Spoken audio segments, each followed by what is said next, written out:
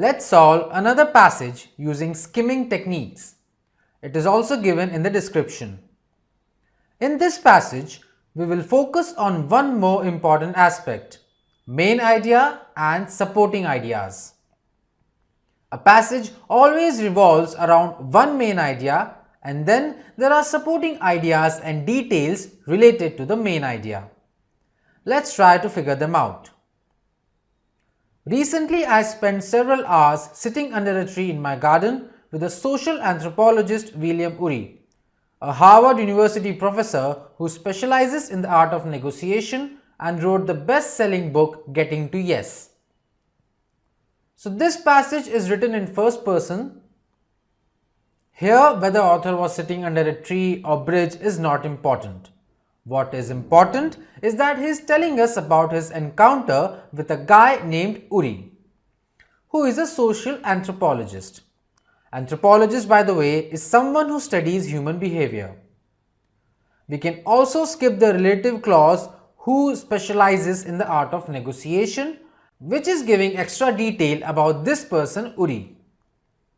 Reading further, he captivated me with his theory that tribalism protects people from their fear of rapid change. He explained that the pillars of tribalism that humans rely on for security would always counter any significant cultural or social change. The pronoun he here is referring to Ury. Ury captivated the author by his theory about tribalism, which says that humans feel insecure when any change comes and therefore resist it. Reading further, in this way he said, change is never allowed to happen too fast. Technology, for example, is a pillar of society. Ury believes that every time technology moves in a new or radical direction, another pillar such as religion or nationalism will grow stronger. In effect, the traditional and familiar will assume greater importance to compensate for the new and untested. In this manner, human tribes avoid rapid change that leaves people insecure and frightened. Independent clause stating that change is never allowed to happen is important to note. We can see two keywords here. For example, is giving reference of technology and how changes in technology are countered by religion and nationalism. By the use of cause and effect keyword in effect, the author explains that the cause is new technological developments and its effect is humans giving importance to tradition so as to resist the change. So the main idea of the para is people avoid change. As this idea is clearly mentioned in the first paragraph itself, I believe this is going to be the overall main idea as well. Let's find out. Next para. But we have all heard that, skip what is written before that. Nothing is as permanent as change. Nothing is guaranteed. Pithy expressions to be sure, but no more than cliches. As Ury says, people don't live that way from day to day. On the contrary, they actively seek certainty and stability. They want to know they will be safe. The expressions mentioned here are nothing is as permanent as change, nothing is guaranteed. And by the use of contrast keyword on the contrary, author is contrasting the cliched expression that change is permanent by saying that instead people want certainty and stability in their life. So we have got a supporting idea in the second para that people prefer stability in their life. Let's read the third paragraph. Even so, we scare ourselves constantly with the idea of change. An IBM CEO once said, "We only restructure for a good reason, and if we haven't restructured in a while, that's a good reason." Skip example data or quotes. We are scared that competitors, technology and the consumer will put us out of business, so we have to change all the time just to stay alive. But if we asked our fathers and grandfathers, would they have said that they lived in a period of little change? Structure may not have changed much, it may just be the speed with which we do things. Here, author by giving example or quote of a CEO is saying that although we resist change, yet we constantly tell ourselves that change is needed to stay in the competition. Author further says that in earlier times also there was a perception that people are living in a period of change. But in reality, structures may not have changed much over the years. We are just doing things fast. Reading next paragraph. Change is overrated anyway. Consider the automobile.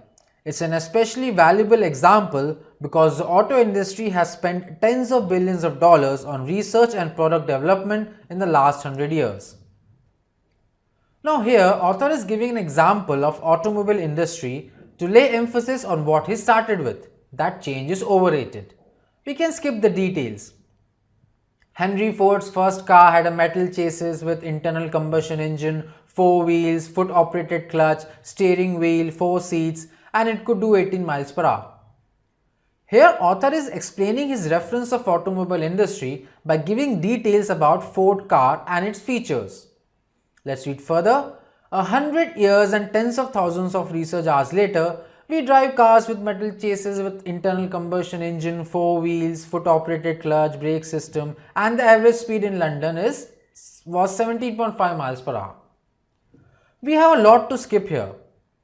Author just compared evolution of Ford car and concluded that not much improvement has happened over time. We can skip this whole para, as it is simply providing examples from automobile industry in support of the first statement that change is overrated. One more important thing to note here is a shift from general to specific. This is what you will see in most of the passages. They start with a general idea, like in this case, it started with how people avoid change, and then it shifted towards specifics. Like in this para, an example of automobile industry is given. Reading further. That's not a hell of a lot of written for the money. Ford evidently doesn't have much to teach us about change. The fact that they are still manufacturing cars is not proof that Ford Motor Company is a sound organization, just proof that takes very large companies to make cars in great quantities, making for an almost impregnable entry barrier. Author further deduces from the example of Ford that their huge spending on so-called change has not yielded returns. By cause and effect keyword evidently, author concluded that Ford hasn't changed much and their survival is not because they upgraded with time. It's just because they make cars in large numbers. Reading further, 50 years after the development of the jet engine, planes are also little changed. So now author is giving an example of planes. They have grown bigger, wider and can carry more people. But those are incremental, largely cosmetic changes.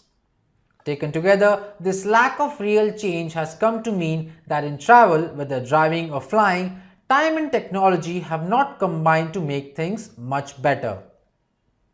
The safety and design have of course accompanied the times and the new volume of cars and flights, but nothing of any significance has changed in the basic assumptions of the final product. In this para, author continued with the idea that like the automobile industry, little change has happened in planes or jet engine. After the contrast keyword but, author has given reasons that whatever changes we have witnessed are only superficial and nothing substantial. Let's move ahead. At the same time, moving around in cars or aeroplanes becomes less and less efficient all the time. Not only has there been no great change, but also both forms of transport have deteriorated as more people clamor to use them. This highlighted keyword not only and but also are a correlative conjunction. They relate two parts in a sentence. So author here is saying the same thing, that transport by cars and planes has not changed over time, instead has deteriorated. The same is true for telephones, which took over 100 years to become mobile, of photographic film, which also required an entire century to change.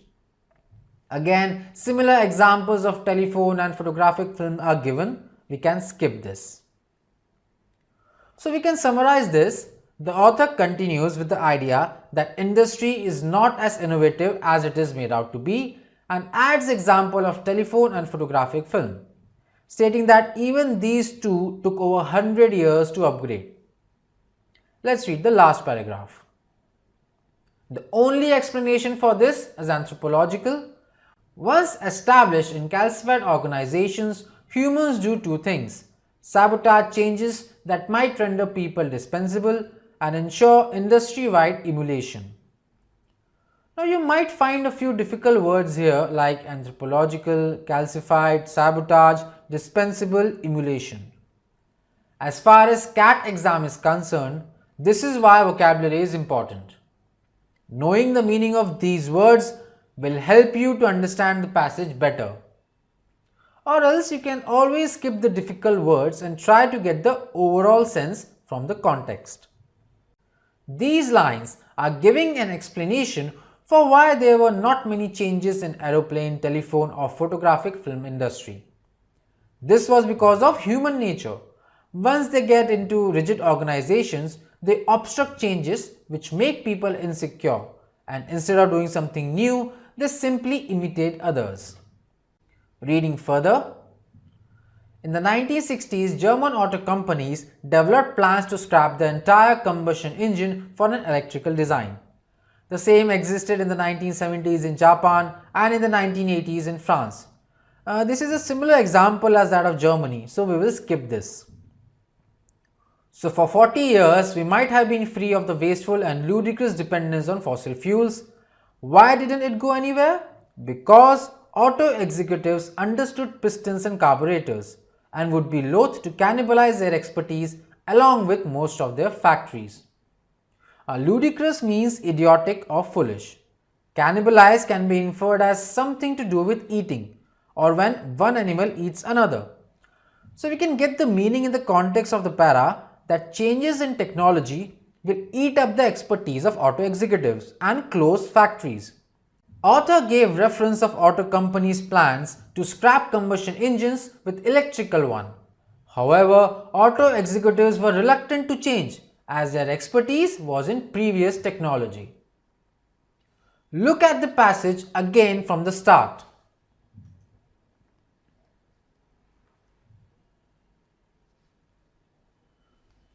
You see the word change coming again and again.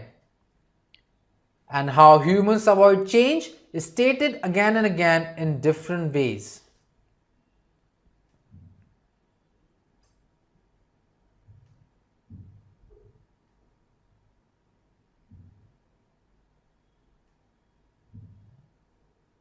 So keep this in mind.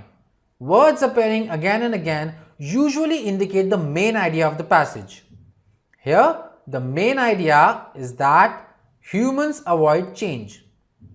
Rest of the paragraphs provide the supporting ideas, such as examples of automobile, aeroplane, telephone and photographic film industries. We can summarize the whole passage as change is usually resisted by people to stay in their comfort zone and to stay relevant. Some industries like automobile, telephone and photographic film are not as innovative as they are made out to be, as not much change has happened in so many years. I hope the passage was clearly understood. Practice a few more passages in this way. You can also club skimming with flowchart approach, which we will see later. Thanks for watching.